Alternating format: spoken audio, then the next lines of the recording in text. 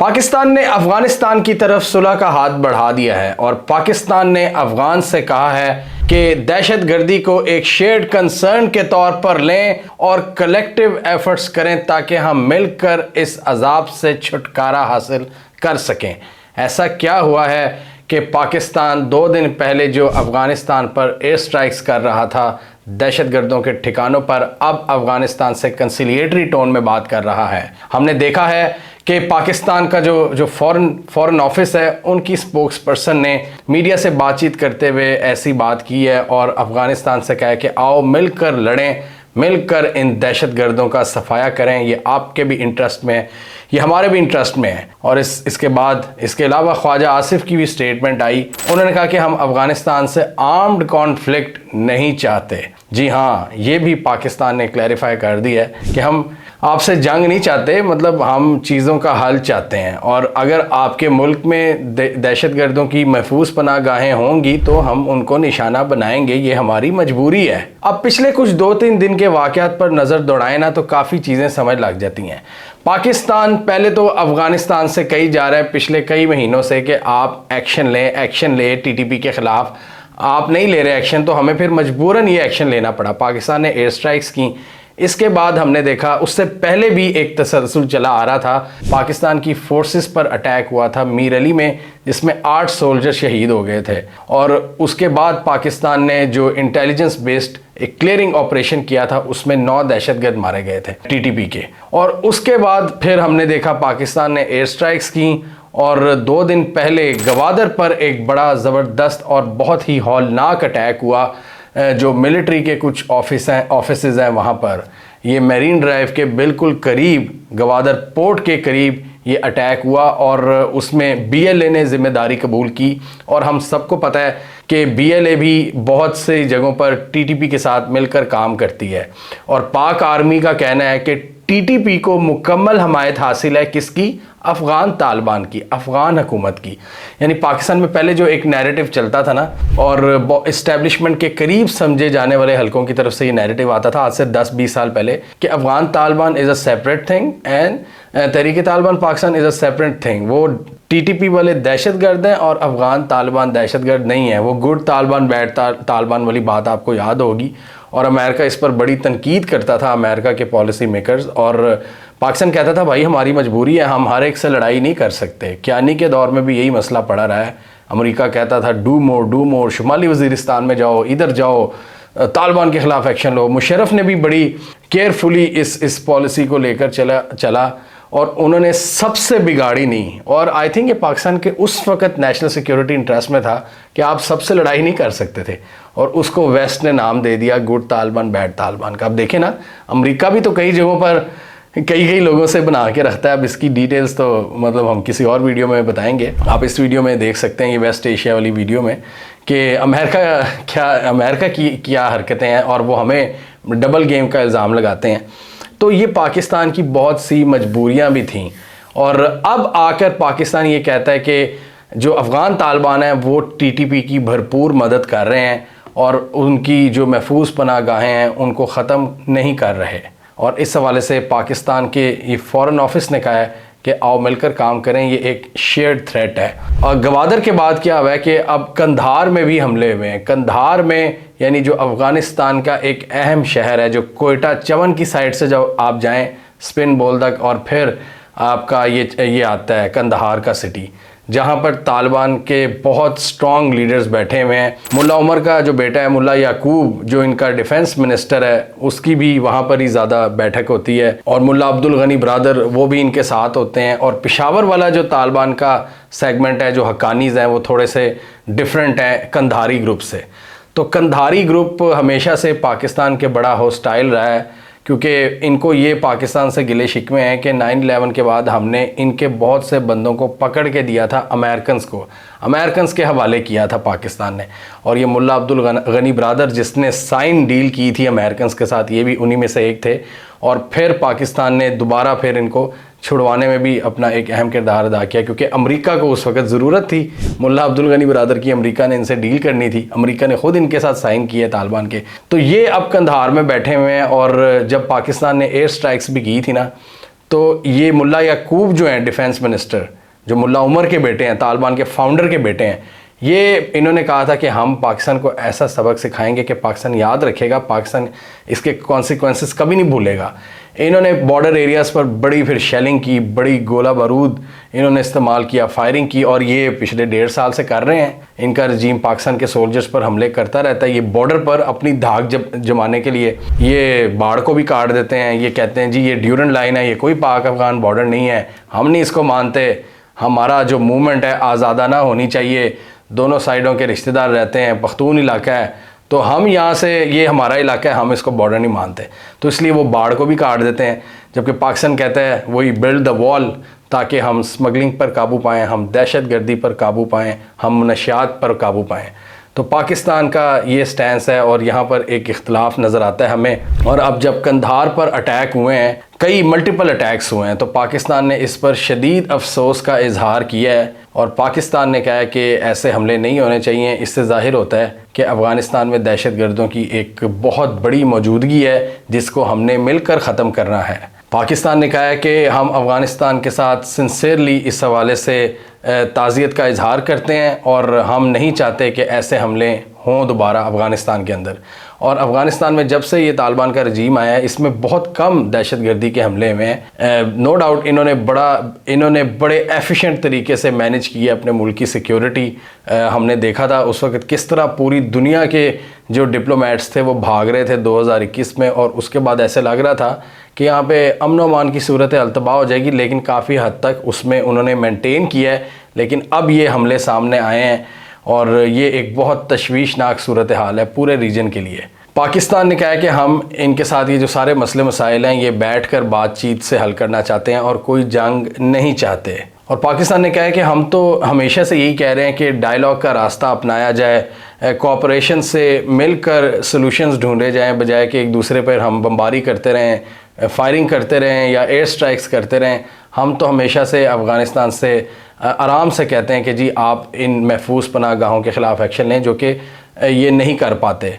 पाकिस्तान को यही इख्तलाफ है कि ये जो पाक अफ़गान बॉर्डर के 7 एरिया हैं, पक्तिका, कुनड़, खोस्त वगैरह, ये जो सारे इलाके हैं, यहाँ पर ये जो TTP की महफूज पनाहगाहें हैं, इनके स्ट्रॉन्ग होल्ड्स हैं और पाकिस्तान की वो रीच में भी फिर आते हैं। इसलिए पाकिस्तान भी ईज़िली जब पाकिस्तान का दिल चाहे इनके ख़िलाफ़ एक्शन भी लेता है अपने इंटरेस्ट में। अभी जो पिछले दिनों पाकिस्तान ने एयर स्ट्राइक्स की थी वो हाफिज़ गुल बहादुर और TTP के कैंप्स पर की थी, जिसमें पाकिस्तान ने क्लेम किया था कि 8 दहशतगर्द मारे गए हैं, जबकि अफ़गान हुकूमत ने कहा था कि इसमें मासूम बच्चे और औरतें मारे गए हैं। और इसमें उन्होंने ये भी एक पाकिस्तान को बात लगाई थी कि हमने तो एम्पायर्स को हराया हुआ है, बड़ी बड़ी सुपर पावर्स को हराया हुआ है, आप क्या चीज़ हैं। और उनकी हुकूमत ने कहा कि पाकिस्तान ख़ुद ज़िम्मेदार है अपनी तबाही का। पाकिस्तान में जो भी अनरेस्ट है वो पाकिस्तान की अपनी फेल्ड पॉलिसीज़ की वजह है, और हम पर इल्ज़ाम ना लगाएं अपने फेलियर्स का। और उन्होंने सख्त अल्फाज में मजम्मत की थी इन एयर स्ट्राइक्स की। ऑब्वियसली उनके मुल्क पर हमला हुआ था तो उन्होंने तो मजम्मत करनी थी और उन्होंने पाकिस्तान को फिर बातें भी लगानी थी।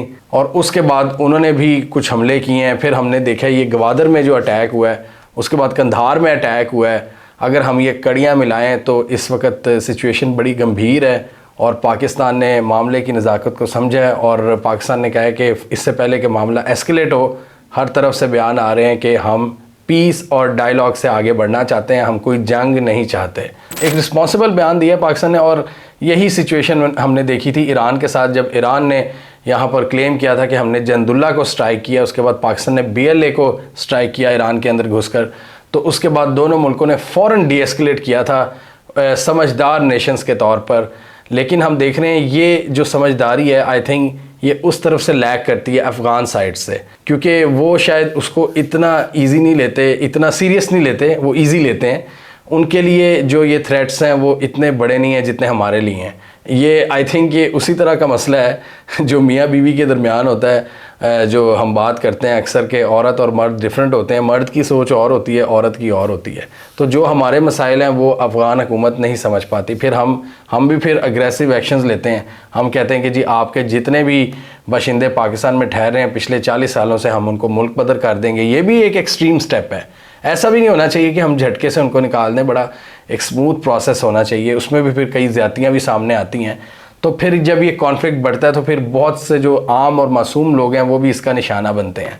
पाकिस्तान में बहुत से अफ़गान काम कर रहे हैं, बहुत से इसमें पुरअमन तरीके से काम कर रहे हैं। नो डाउट इसमें बहुत से शिद्दत पसंद भी होंगे, लेकिन जब सबको फिर एक ही लिबादे में उड़ते हैं तो फिर बहुत से लोग इसका निशाना बनते हैं। तो इसका हल यही है कि पाकिस्तान और अफ़गानिस्तान मिलकर आगे बढ़ें। मिलकर, मैं हमेशा ये कहता हूँ कि रीजनल कनेक्टिविटी हमारा गोल है और हमारा अल्टीमेट मकसद होना चाहिए, जिसके लिए चाइना भी काम कर रहा है। चाइना ने काफ़ी हद तक समझाया इनको, तालिबान को, कि भाई रीजनल कनेक्टिविटी आएगी तो तुम्हारा कोई फ़ायदा भी होगा। पाकिस्तान हमेशा से इनको अपनी पोर्ट्स देता आया है और अब अफ़गान्स ये रिकन्सिडर कर रहे हैं कि अब हम चाबहार को यूज़ करेंगे क्योंकि हमारे ताल्लुकात बिगड़े हैं। जबकि चाइना इस पूरे रीजन को समझा रहा है, सऊदीया को, ईरान को, अफ़गानिस्तान को, पाकिस्तान को, कि भाई अमन से रहो, पैसे कमाओ और अपनी एक उजारादारी कायम करो, अमेरिका वगैरह का असर रसूख कम करो। अब आप देखें चाइना ने इनके क्रेडेंशियल्स एक्सेप्ट कर लिए थे अफ़गान तालिबान के नुमाइंदे के, तो लोग ये भी कह रहे हैं कि चाइना पहला मुल्क है जिसने ऑफिशियली इनको तस्लीम कर लिया है। और उन्होंने वहाँ पर चाइना की एम्बेसडर का बड़ा ज़बरदस्त इस्तकबाल किया था अफ़गान्स ने। तो ये चाइना के साथ इनके रवाबित बढ़े हैं और पाकिस्तान के कम हो रहे हैं। ये बड़े तशवीश की बात है कि पाकिस्तान का एक अहम हमसाया इस वक्त हमसे कन्फ्रंटेशन के मोड में है और Pakistan two front war threat इस वक्त नहीं अफोर्ड कर सकता। एक तरफ इंडिया है, इंडिया की आर्मी चढ़ी हुई है आप पर। ये पाक आर्मी ने जिस तरह मतलब बॉर्डर पर खड़ी है आर्मी नहीं रोका हुआ है भारत को, नहीं तो भारत एकदम घुस जाए। अभी रिसेंटली इंडिया का भी एक स्टेटमेंट आया है कि पाक आर्मी जितने मर्जी इंटरनल मसाइल का शिकार हो, वो हमारे लिए अभी भी सरदर्द है। तो दूसरी तरफ अगर आपका अफ़गान ये वेस्टर्न बॉर्डर पूरा चैलेंज हो जाता है तो क्या बनेगा मुल्क का फिर? ये जो लोग घर बैठे बड़े आराम से हम बातें कर लेते हैं, क्या बनेगा जब ये जंग होगी? इसके लिए पॉलिसी मेकर्स को समझने की ज़रूरत है कि मामला बहुत ज़्यादा गंभीर हो चुके हैं। हमें अपने हमसायों के साथ अमन कायम करना है, कम से कम वेस्टर्न बॉर्डर को सिक्योर करना है। और पाकिस्तान ने यह भी कहा है कि हम अफ़गानिस्तान के साथ मिलकर काम करना चाहते हैं इन दहशतगर्द ग्रुपों के ख़ात्मे के लिए। और यही ग्रुप हैं जो पाकिस्तान और अफ़गानिस्तान के दरमियान जो एक भाईचारे का रिश्ता है उसको ख़राब कर रहे हैं। और हम ऐसा नहीं चाहते, बल्कि हम अफ़गानिस्तान से दोस्ती, पीस, हारमनी और बातचीत, डायलॉग चाहते हैं। नो डाउट दहशतगर्दी की लहर में बहुत ज़्यादा इजाफा हो चुका है। हमारा पूरा वेस्टर्न फ्रंट है वो इस वक्त गर्म हो चुका है। हमारे सोल्जर्स डेली बेसिस पर शहीद हो रहे हैं। बॉर्डर एरिया पे बदअमनी है, कभी वो फायर खोल देते हैं, कभी कोई मसला हो जाता है, कभी ट्रेड रुक जाती है जो कि नहीं होना चाहिए। और ये ना हो कि मतलब बड़े स्केल पर इस पे कोई जियोपॉलिटिकली हमें नुकसान हो जाए। अभी डोनाल्ड लू की हेयरिंग में भी उसने डोनाल्ड लू से पूछा, एक लॉ मेकर ने, कि क्या हालात हैं पाकिस्तान और अफ़गानिस्तान के। तो डोनाल्ड लू ने बड़े फ़ख्र से बताया कि जी हालात ऐसे ही हैं जैसे हमारे अफ़गान हुकूमत के साथ हैं, यानी अच्छे नहीं हैं। पाकिस्तान ने भी तो स्ट्राइक्स की हैं वहाँ पर। तो ये पता नहीं क्यों अमेरिकन के जहन में है कि पाकिस्तान और अफ़गानिस्तान की ना बने। जैसे अमेरिका ने सऊदी अरब से किया था ना शिकवा कि आपने ईरान से क्यों दोस्ती कर ली है, इसी तरह इनकी ये कोशिश है कि पाकिस्तान ईरान और अफ़गानिस्तान से ना सही ताल्लुकात रखे, इनसे ट्रेड ना बढ़ाए। इससे अमेरिका को तकलीफ़ होती है कि जी पाकिस्तान अगर ईरान के साथ गैस पाइपलाइन का प्रोजेक्ट बना लेता है तो अमरीकी कहते हैं कि हम इसको रोकने की पूरी कोशिश करेंगे। डोनाल्ड लू साहब ये कहते हैं।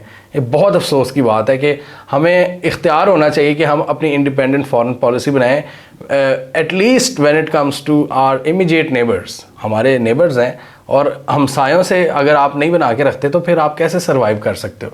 टू फ्रंट वॉर थ्रेट कैसे आप उसको कबूल कर सकते हो? पाकिस्तान की ये बका का मसला है जो हम सबको बड़े ठंडे मिजाज से समझना ज़रूरी है। और अफ़गानिस्तान के साथ हमेशा हमें दोस्ती की बात करनी चाहिए। जैसे मैं हमेशा कहता हूँ कि अफ़गानिस्तान एक कॉम्प्लिकेटेड मैटर्स है और जैसे हमारे मिनिस्टर्स कह चुके हैं कि हम जंग नहीं चाहते, और आप वाकई जंग करनी भी नहीं चाहिए। आप बड़ी यहाँ पे सुपर पावर्स आई हैं और उन्होंने अपने आप को तबाह करवा लिया है।